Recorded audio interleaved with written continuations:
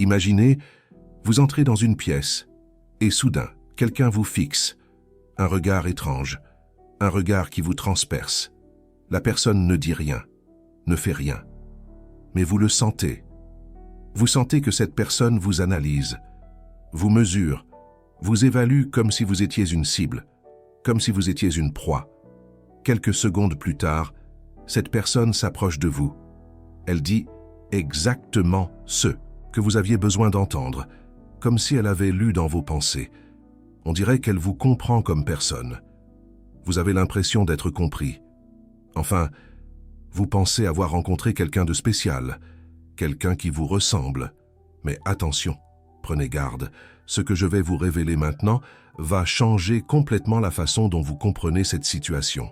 Ça va tout remettre en question. Le docteur Paul Conti, psychiatre de renom ayant participé au Huberman Lab, a révélé quelque chose de troublant à propos des narcissiques. Ils ne choisissent pas leurs victimes au hasard, absolument pas. Il existe un mécanisme neurologique spécifique, une sorte de radar interne, qui leur permet de détecter votre vulnérabilité. Avant même que vous n'ayez ouvert la bouche, c'est presque instinctif. Et Carl Jung, il y a près d'un siècle, avait déjà cartographié exactement comment cela fonctionne, à travers ce qu'il appelait la projection de l'ombre, un concept clé. Mais voici ce qui va vous choquer. Ce n'est pas vous qui faites quelque chose de mal. Ce n'est pas votre faute si vous êtes détecté. Non. Le problème, c'est que vous émettez des signaux spécifiques, des signaux que les narcissiques sont entraînés, conditionnés, depuis leur plus tendre enfance à identifier. Et ces signaux sont invisibles pour vous. Vous n'en avez pas conscience. Mais, pour eux, ils hurlent, ils crient votre vulnérabilité. Aux narcissiques, vous êtes lisible comme un livre ouvert. Dans les prochaines minutes, je vais vous montrer exactement quels sont ces signaux, comment votre cerveau les émet, sans que vous le sachiez. Et, plus important encore, comment vous pouvez devenir complètement invisible, inatteignable pour les prédateurs émotionnels, parce qu'il existe une façon de désactiver ces signaux. Une technique. Jung a découvert la méthode. Huberman a validé la neuroscience, et je vais vous livrer tout cela maintenant. Tout d'abord, vous devez comprendre ce qui rend le narcissique si efficace pour vous détecter. Comment ils font pour nous repérer si facilement? Le docteur Paul Conti a expliqué au Huberman Lab que le narcissisme naît d'un déficit profond de plaisir, combiné à une envie extrême, une jalousie maladive. Les narcissiques ne ressentent pas le plaisir comme les personnes normales. Ils ont besoin, constamment, d'extraire de l'énergie des autres pour se sentir complets, pour exister. Et cela commence dès l'enfance, dès le plus jeune âge.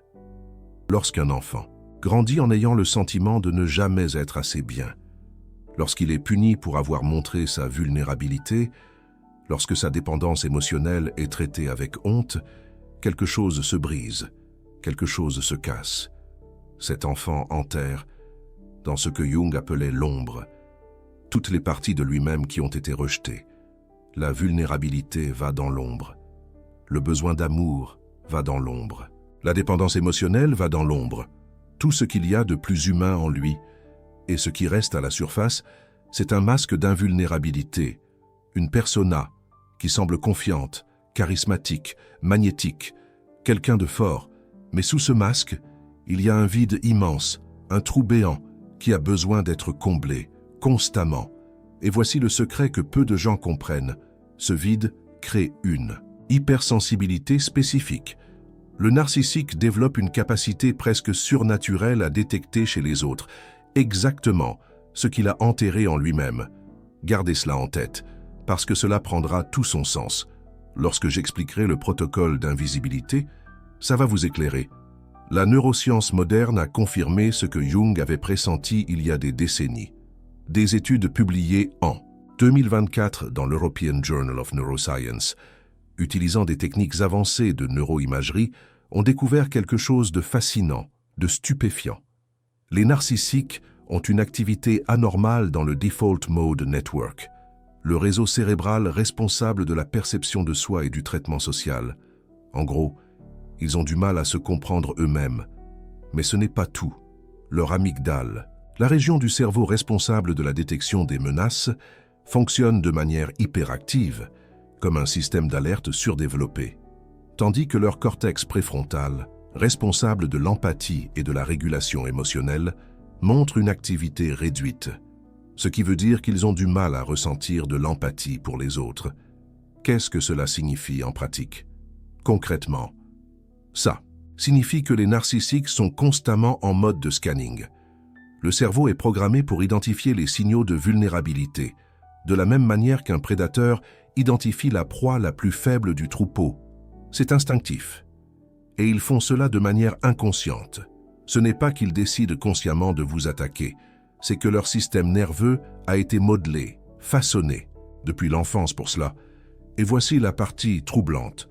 Les études ont également montré que les narcissiques ont une altération dans l'insula antérieure droite. Cette région est liée à la capacité de ressentir ce que les autres ressentent. Les narcissiques montrent ce que les chercheurs appellent une alexithymie augmentée. Ils ont du mal à traiter leurs propres émotions, mais compensent cela par une hypersensibilité pour détecter les émotions chez les autres. C'est comme si l'incapacité de ressentir leurs propres émotions aiguisait la capacité de lire les émotions d'autrui. Ils sont devenus des experts, des détectives, pour déceler ce qu'ils ne peuvent pas sentir en eux-mêmes. C'est leur mécanisme de survie. Mais attendez, ce qui arrive maintenant est encore plus révélateur. Jung a expliqué ce phénomène à travers un concept qu'il appelait la projection de l'ombre. Lorsque vous réprimez quelque chose en vous-même, vous développez une sensibilité extrême pour ce trait chez les autres. Le narcissique a réprimé sa vulnérabilité, il a enterré son besoin d'amour. Il a caché sa dépendance émotionnelle. Et c'est pourquoi il est capable de détecter ces mêmes caractéristiques chez vous avec une précision chirurgicale. C'est comme s'il existait un radar interne qui se déclenche, qui sonne chaque fois qu'il rencontre quelqu'un qui porte ouvertement ce qu'il a été forcé de cacher. Et voici la danse psychologique parfaite que Jung a cartographiée. Les narcissiques et les empathes s'attirent comme des pôles opposés. Ce n'est pas une coïncidence. Non, c'est un schéma. Le narcissique utilise un masque d'invulnérabilité pour éviter sa propre douleur. L'empathe absorbe la douleur des autres pour éviter son propre pouvoir. L'un blesse les autres pour ne pas ressentir sa propre douleur. L'autre ressent la douleur d'autrui pour ne pas accéder à sa propre force. Et lorsque ces deux ombres se rencontrent, l'attraction est magnétique. Le narcissique trouve chez l'empathe exactement ce qu'il a enterré. La vulnérabilité authentique, la capacité de ressentir, l'ouverture émotionnelle. Et l'empathe trouve chez le narcissique quelque chose qu'il a réprimé, l'assertivité, la capacité de poser des limites, le pouvoir personnel. Chacun projette sur l'autre la partie de lui-même qu'il ne parvient pas à accéder. Et c'est cela qui crée le lien initial si intense. Cette sensation que vous avez enfin trouvé quelqu'un qui vous comprend, quelqu'un qui vous voit vraiment. Mais ce n'est pas une connexion réelle. C'est une reconnaissance de l'ombre. C'est chacun voyant chez l'autre le reflet de ce qu'il ne parvient pas à voir en lui-même. Maintenant, écoutez attentivement. Car voici ce que le narcissique détecte vraiment chez vous. Il existe des signaux spécifiques que vous émettez et que vous ne percevez même pas. Le premier, c'est ce que les chercheurs appellent la porosité émotionnelle. Les empathes et les personnes hautement sensibles ont des frontières énergétiques plus perméables, plus fines. Des études montrent qu'ils possèdent des neurones miroirs hyper réactifs, ce qui signifie qu'ils absorbent les états émotionnels des autres avec beaucoup plus de facilité. Et les narcissiques détectent cela instantanément. Ils perçoivent quand quelqu'un absorbe leur énergie, au lieu de la refléter. Le deuxième signal, c'est le besoin de validation externe. Lorsque vous recherchez inconsciemment l'approbation des autres, cela apparaît dans des micro-expressions faciales, dans votre posture corporelle, dans votre ton de voix. Le narcissique lit ces signaux comme un livre ouvert. Il voit que vous avez besoin d'être approuvé. Il voit que vous doutez, et il sait exactement comment te fournir cette approbation pour te capturer. Le troisième signal, c'est la difficulté de dire non. Les personnes qui ont été entraînées depuis l'enfance à plaire aux autres portent une signature énergétique spécifique. Elles hésitent avant de refuser. Elles s'excusent trop souvent. Elles priorisent les besoins des autres sur les leurs. Et le narcissique détecte cela dans les premières secondes d'interaction, avant même que tu n'aies dit un seul mot. Ton langage corporel lui a déjà dit tout ce qu'il a besoin de savoir. Le quatrième signal, c'est ce que Carl Jung appelait l'ombre dorée non intégrée. Quand tu ne reconnais pas ton propre pouvoir, ta propre capacité d'assertivité, ta propre force, ces qualités restent réprimées dans l'ombre. Et le narcissique, qui porte un masque de pouvoir compensatoire, détecte immédiatement quand quelqu'un a enterré son propre pouvoir. Il sait que tu ne vas pas résister, parce que tu ne sais pas que tu peux résister. Mais attends, parce que voici la tournure qui change tout.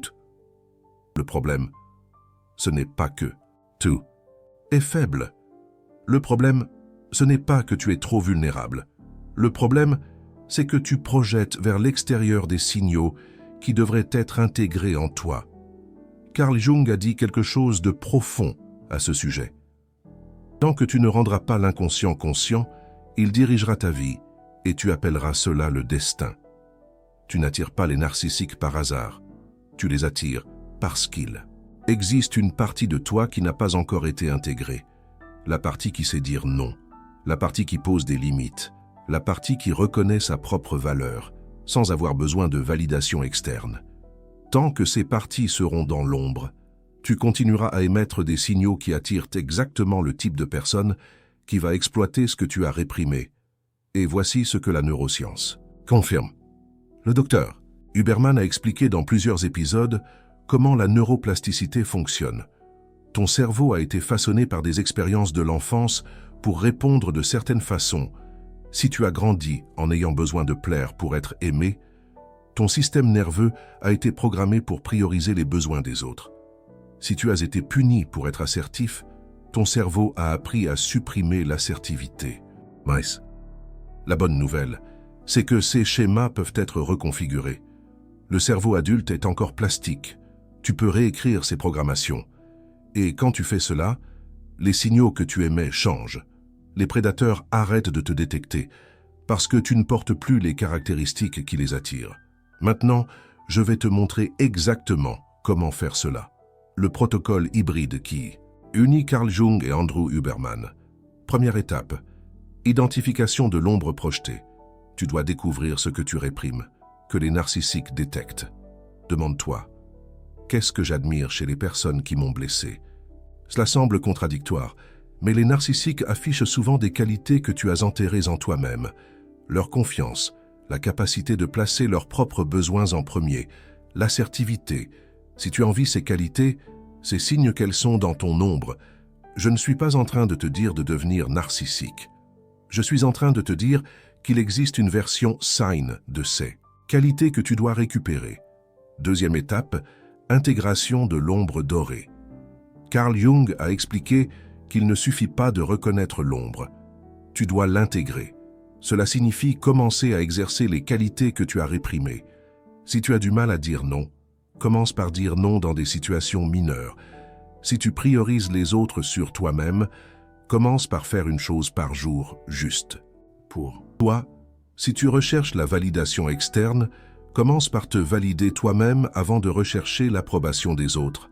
Chaque fois que tu exerces une qualité qui était dans l'ombre, tu lui retires du pouvoir. Elle cesse d'être un angle mort qui peut être exploité.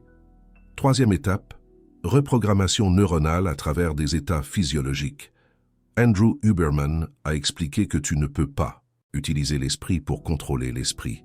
Tu dois utiliser le corps, le soupir physiologique, 2 inspirations courtes par le nez, suivies d'une expiration longue par la bouche, active le système nerveux parasympathique en temps réel.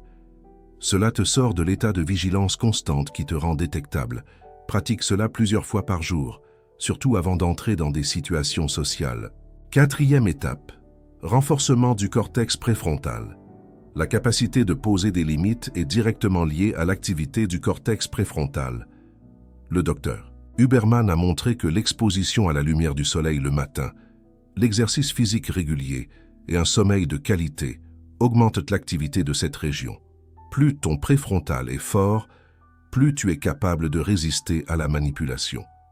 5e étape, développement de l'interoception. La capacité de sentir ton propre corps est fondamentale pour détecter quand quelque chose ne va pas. Beaucoup d'empathes sont tellement concentrés à sentir les autres qu'ils perdent contact avec leurs propres sensations. Le docteur Huberman a expliqué que des pratiques comme la méditation et la pleine conscience augmentent l'activité de l'insula, la région responsable de l'interoception. Plus tu arrives à te sentir toi-même, moins tu deviens vulnérable à ceux qui essaient de te manipuler. Mais attends, parce qu'il existe une 6e étape dont peu parlent, Carl Jung a dit que la guérison ne vient pas de l'élimination de la vulnérabilité. Elle vient de la rendre consciente. Tu n'as pas besoin de devenir une personne fermée. Tu n'as pas besoin de construire des murs. Ce dont tu as besoin, c'est d'avoir conscience de quand tu es vulnérable et avec qui tu es vulnérable. La vulnérabilité consciente est complètement différente de la vulnérabilité inconsciente. Quand tu es vulnérable sans t'en rendre compte, tu es une cible facile. Quand tu choisis d'être vulnérable avec conscience, tu gardes le contrôle. La différence est dans le choix. Les narcissiques détectent la vulnérabilité inconsciente parce qu'elle est accompagnée de signaux de manque de limites. Quand tu es vulnérable par choix, tu portes une énergie complètement différente. Tu peux être ouvert, mais tu as des frontières. Tu peux être sensible, mais tu n'es pas envahissable. Et cette combinaison confond le radar du narcissique. Il est programmé pour détecter la vulnérabilité sans frontières. Quand il rencontre la vulnérabilité avec frontières, il ne sait pas quoi faire. Tu sors du profil de victime idéale et il intuitivement cherche une autre cible. Maintenant, prête attention à cet insight crucial qui change tout. Et voici quelque chose que peu d'experts ont le courage de dire. Le narcissique n'est pas mauvais au sens traditionnel. Il est malade, profondément blessé. Carl Jung comprenait cela avec une clarté absolue. La personne que tu appelles narcissique est quelqu'un qui a eu des parties d'elle-même amputées dans l'enfance. La capacité d'être vulnérable lui a été arrachée.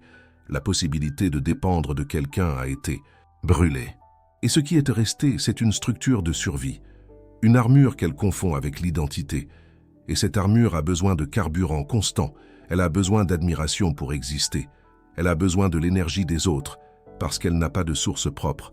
Et vous, avec votre vulnérabilité à vif, votre capacité à ressentir le monde, votre ouverture émotionnelle, vous représentez exactement le carburant dont elle a besoin. Vous n'êtes pas coupable d'être attiré, et elle n'a pas consciemment choisi de vous détruire. Ce sont deux blessures qui se rencontrent, deux ombres qui dansent, deux façons différentes de survivre à des traumatismes de l'enfance qui entrent en collision. Le problème, c'est que dans cette danse macabre, il y en a toujours un qui finit blessé, et c'est généralement celui qui a le plus accès à ses propres émotions. Parce que celui qui ressent le plus souffre le plus. Mais il existe une issue qui n'implique pas de construire des murs ou de devenir froid. Il existe quelque chose que Jung appelait l'individuation. C'est le processus qui consiste à devenir entier, à intégrer toutes les parties de soi, la lumière et l'ombre. Et quand vous faites cela, quelque chose de magique se produit. Vous arrêtez d'attirer les personnes qui ont besoin d'exploiter des parties refoulées de vous, parce qu'il n'y a plus de parties refoulées à exploiter. L'attraction magnétique entre les narcissiques et les empathes n'existe que tant que les deux ont des ombres complémentaires. Le narcissique projetant une façade de pouvoir pour dissimuler une vulnérabilité, l'empathe projetant une vulnérabilité pour dissimuler un pouvoir. Quand vous intégrez votre propre pouvoir, la danse s'arrête. Vous n'avez plus besoin de quelqu'un qui fasse semblant d'avoir le pouvoir que vous avez enfoui en vous-même.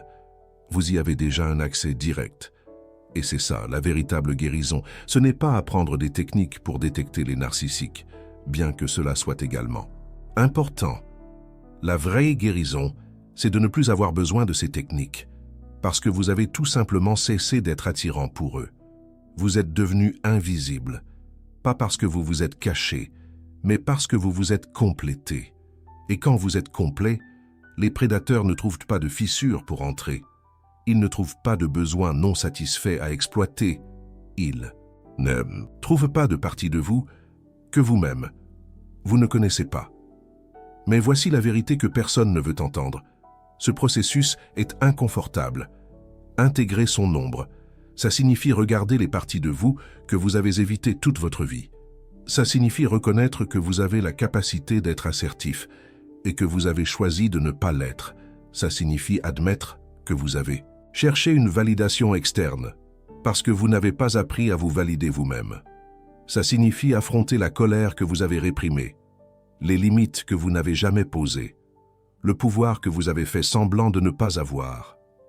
Jung disait que personne ne s'illumine en imaginant des figures de lumière. On s'illumine en rendant l'obscurité consciente. Et ce voyage vers la conscience, c'est exactement ce qui vous libère du cycle d'attraction avec les narcissiques. Chaque fois que vous affrontez une partie de votre ombre, vous lui retirez du pouvoir. Elle cesse d'être un angle mort. Elle cesse d'être quelque chose qui peut être exploité. Et vous devenez plus entier, plus complet, plus inattaquable. Maintenant, je vais vous donner le protocole hebdomadaire complet. Qui rassemble tout ça lundi.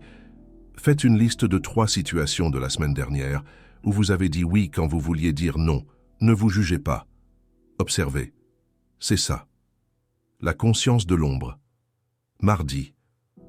Choisissez l'une de ces situations et imaginez comment ça se serait passé si vous aviez dit non. Ressentez dans votre corps comment ça aurait été.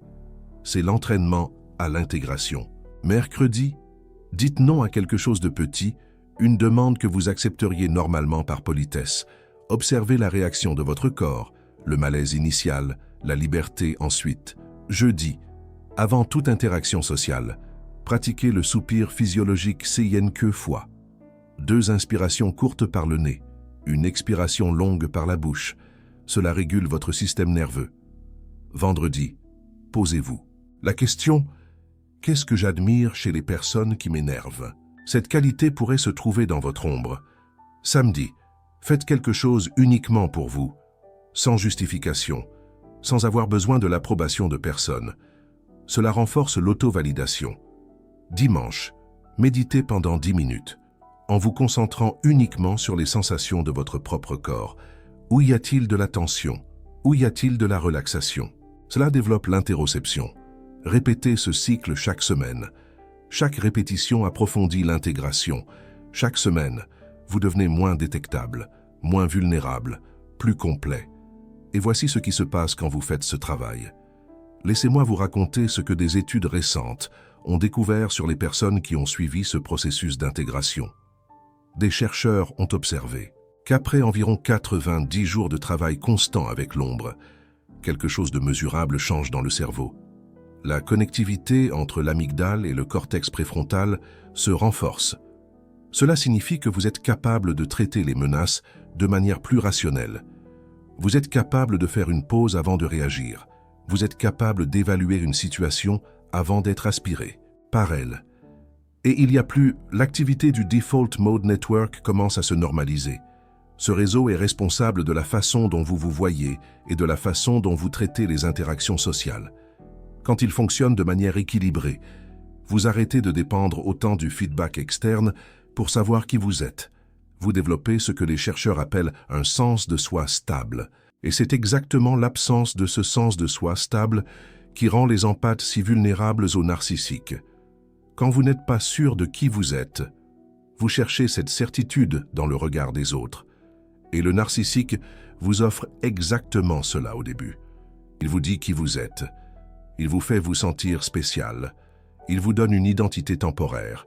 Mais quand vous développez votre propre sens de l'identité, cette offre perd de son attrait. Vous n'avez plus besoin de quelqu'un qui vous dise qui vous êtes. Vous le savez déjà. Et il existe un autre phénomène que peu mentionnent.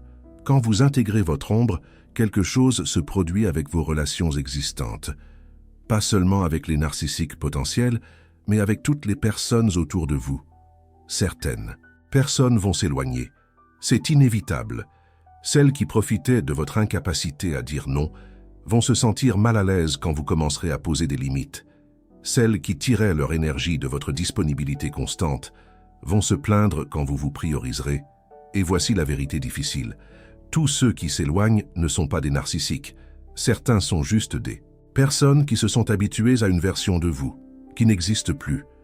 Des personnes qui aimaient, qui vous faisiez semblant d'être. Et quand vous arrêtez de faire semblant, le contrat implicite se brise, ça fait mal. Mais c'est nécessaire, parce que chaque personne qui s'éloigne fait de la place pour quelqu'un qui peut vous aimer entièrement. Pas la version sans limite, pas la version qui dites oui à tout, pas la version qui priorise les autres avant elle-même, mais vous, avec vos frontières, avec vos noms, avec votre pouvoir. Jung disait que le privilège d'une vie est de devenir qui vous êtes vraiment, et ce processus éloigne naturellement ceux qui ne pouvaient se connecter qu'à qui vous faisiez semblant d'être. Maintenant, je vais vous donner un dernier éclairage avant de conclure. Il existe une différence cruciale entre détecter les narcissiques et ne plus avoir besoin de les détecter. Dans le premier cas, vous êtes en mode de vigilance constante, scannant chaque personne que vous rencontrez à la recherche de signes de danger. C'est épuisant. Et paradoxalement, ça vous maintient dans le même schéma, parce que quand vous êtes constamment à la recherche de menaces, vous continuez à émettre des signaux de peur, et les narcissiques détectent la peur. Dans le second cas, vous n'êtes tout simplement plus sur leur radar, pas parce que vous avez appris à vous cacher, mais parce que vous avez intégré les parties de vous-même qu'ils avaient l'habitude de détecter. Vous pouvez entrer dans une pièce relaxée, sans scanner chaque visage, sans analyser chaque interaction, parce que vous savez que même si un narcissique est là, il ne vous remarquera pas. Vous n'émettez plus les signaux. Et c'est la différence entre survivre et prospérer, entre se défendre constamment et simplement vivre. Jung appelait cela la paix de l'individuation. Quand toutes les parties sont intégrées, il n'y a plus de guerre interne. Et sans guerre interne, vous arrêtez d'attirer des batailles externes. Les narcissiques continuent d'exister. Ils continuent d'entrer dans les mêmes pièces que vous, mais quelque chose change. Ils passent à côté de vous, ne vous remarquent plus. Pas parce que vous vous êtes caché, mais parce que vous n'émettez plus les signaux qu'ils recherchent. Vous êtes devenu invisible pour les prédateurs, visible seulement pour ceux qui peuvent vous voir vraiment. Pour ceux qui n'ont pas besoin d'explorer vos parties refoulées. Pour ceux qui veulent se connecter avec vous entier. Et c'est la liberté que Jung a promise. La liberté qui vient de l'individuation, de devenir qui vous êtes vraiment. Pas qui vous avez été modelé pour être, pas qui les autres ont besoin que vous soyez, mais qui vous êtes véritablement quand toutes les parties sont intégrées. Vous venez de recevoir des connaissances que le monde académique supprime depuis des décennies. La connexion entre la psychologie profonde de Jung et les neurosciences de Huberman est ignorée à dessein, parce qu'une industrie entière profite en vous, maintenant dépendant de diagnostics, de thérapies interminables et de médicaments. Chaque fois que vous comprenez que vous pouvez vous guérir en intégrant votre propre ombre, cette industrie perd un client. Et je sais que vous n'êtes pas arrivé jusqu'ici par hasard. Vous regardez cette vidéo parce que quelque chose en vous est prêt à changer, prêt à sortir du cycle, prêt à devenir invisible pour ceux qui veulent seulement vous utiliser. Le Super Thanks n'est pas seulement une façon de soutenir la chaîne. C'est vous qui dites que cette connaissance a la valeur, que vous faites partie d'un groupe qui cherche une intégration réelle, pas des solutions superficielles. Quand vous cliquez sur le cœur doré, vous financez la prochaine révélation, le prochain protocole, la prochaine connexion que personne d'autre ne fait. Vous n'êtes pas un spectateur passif, vous êtes un chercheur de vérité, et je suis là pour continuer à livrer ce que les autres cachent. Avant de conclure, je veux vous laisser une dernière réflexion que Jung a écrite dans ces dernières années. Il a dit que la rencontre de deux personnalités est comme le contact de deux substances chimiques. S'il y a une réaction, les deux sont transformés. Vous avez été transformé par les narcissiques que vous avez rencontrés. C'est indéniable. Mais la transformation n'a pas besoin d'être destruction. Elle peut être un catalyseur d'intégration. Chaque blessure peut devenir une porte d'entrée vers l'ombre. Chaque douleur peut illuminer une partie de vous que vous ne connaissiez pas encore. Le narcissique est venu pour vous détruire. Mais vous pouvez utiliser cette rencontre pour vous compléter. C'est l'alchimie que Jung enseignait. Transformer le plomb en or. Transformer la souffrance en conscience. Transformer la danse avec les prédateurs en danse avec vous-même. Maintenant, j'ai besoin de savoir de vous. Quel a été le premier signal que le narcissique de votre vie a donné qu'il vous avait détecté? Ce moment initial que vous avez ignoré mais qui maintenant a du sens, racontez-le dans les commentaires, parce que votre histoire peut être exactement ce qu'une autre personne a besoin de lire pour enfin comprendre ce qui lui est arrivé. Et si vous doutez encore si la personne dans votre vie est réellement un narcissique ou si vous exagérez, faites attention. Votre corps sait, votre intuition sait. Ce malaise que vous ressentez n'est pas de la paranoïa, c'est votre système nerveux qui vous avertit. Jung a dit que jusqu'à ce que vous rendiez l'inconscient conscient, il dirigera votre vie. Maintenant, vous savez comment détecter qui vous détecte. Maintenant, vous avez la carte. Le choix de l'utiliser est vôtre.